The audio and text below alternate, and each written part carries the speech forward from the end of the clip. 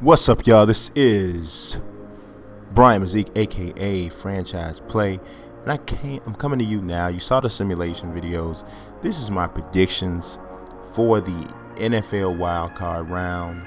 Let's start off with the San Diego Chargers visiting the Cincinnati Bengals. Now, these two teams have already played early in the season. The Bengals won that game 17-10. It was in San Diego. Now, the Bengals are one of, I believe, 3 teams in the NFL this season who are undefeated at home.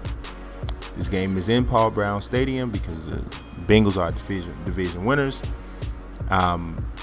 It's going to be extremely tough for me to see a scenario where the Chargers come into Cincinnati and get a win. It would be different if this was in San Diego. I don't know. I might. I'd be a little bit less confident about the Bengals pulling out a win. But I'm telling you, it's going to be hard. I mean, you're talking about a top 5. The Bengals are rated the number 5 team in the NFL against the pass, the number 5 against the run. They number 8 in the league in terms of passing yardage or total passing yards. I mean, Cincinnati is at home. They are if they're playing in Paul Brown Stadium, it's one of the top 3 or 4 teams in the NFL. So I just don't see a way San Diego comes in and gets this win. I mean, I'm looking at last week, week 17, in a must-win game against the Chiefs B squad for the most part. And I know Kansas City, those guys are really up for that game because they were getting an opportunity to play, and everybody was writing them off and saying, "Oh, there's no way in the world, with so many starters resting, that they were going to have a chance to compete with the Chargers." So I know they were up for that game, but I mean, the Chargers should have been up for that game too. I mean, they had to win that game to go to the playoffs, and they did win, as obviously they're in it.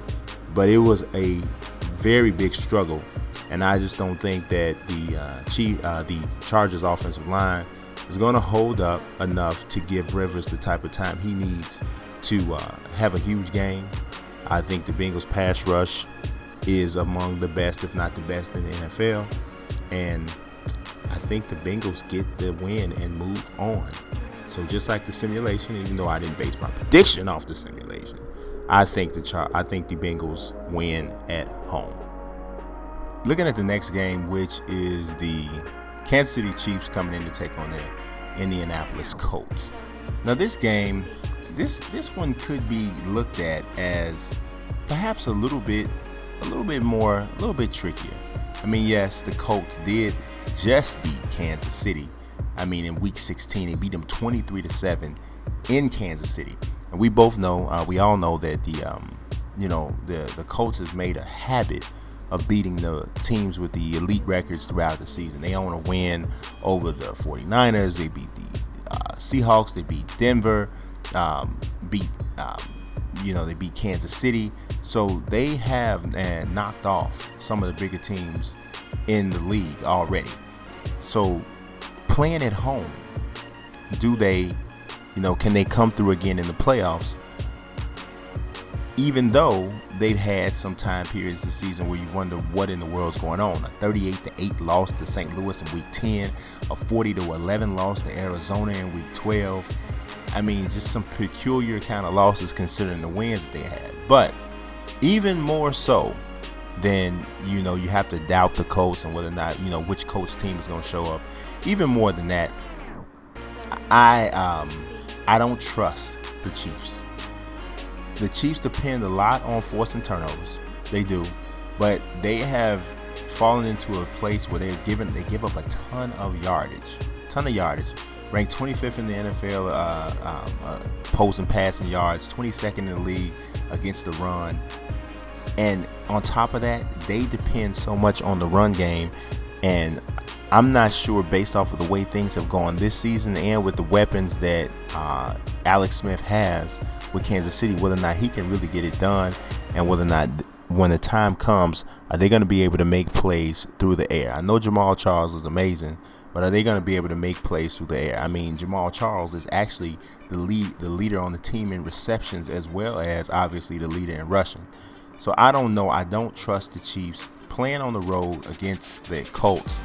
I got the Colts. I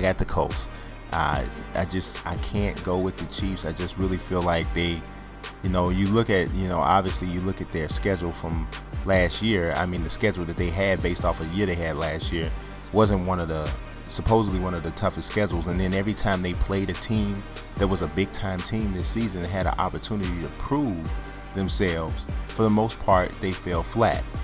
I mean, you lose both games to San Diego, you get swept by Denver. I mean, if you look at their entire schedule, the Chiefs have one win over a team that's in the playoffs, and that was when they beat the Eagles in week 3. It's hard to get behind a team like that in the playoffs. I got the Colts. FC, the 49ers going in the Lambeau Field to take on the Green Bay Packers. This could have been the Bears, but really, just to be completely honest, as a Bears fan, there's no way in the world the Bears beat the 49ers. There's just no way. So if you're a Bears fan and you're out there and you're a little bit sad or whatever, just come on, be serious. I don't think the Bears beat the 49ers. I mean, 49ers' whole offensive attack is predicated on the run game, which is something that we all know.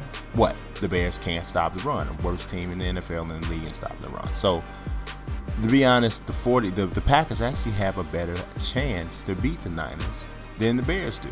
Now, they did play the Niners in week 1 and lost 34-28. Close game, but in the Niners' defense, not as though they did win the game, but even more so, the Niners weren't really the same team that they are right now. Their passing game hadn't come together the way it has now because Michael Crabtree was still hurt. They hadn't taken the handcuffs off Colin Kaepernick to let him really just kind of get loose and go down the field a little bit more. So you got to look at that. I mean, over the course of the season, yes, the Niners are the 30th ranked team in passing, and they do dominate with the run game, 3rd in the league. But right about now, that passing game is definitely starting to step up as a really important part of their team. I mean, if you look at just last week against the Cardinals, Kaepernick goes for 310 yards, 2 touchdowns. So it's stepping up, and they're starting to really show themselves as a balanced offense. Now, with Rodgers back, you definitely have to look at this is a different type of a Packers team. It's obviously not the same type of team you had when you had Matt Flynn under center. Aaron Rodgers changes things, and he didn't even play well against the Bears, but he made the plays he had to make. I mean, like I said in the previous video, everybody knows I'm not a Packers fan, but Aaron Rodgers is the best player on the planet, period.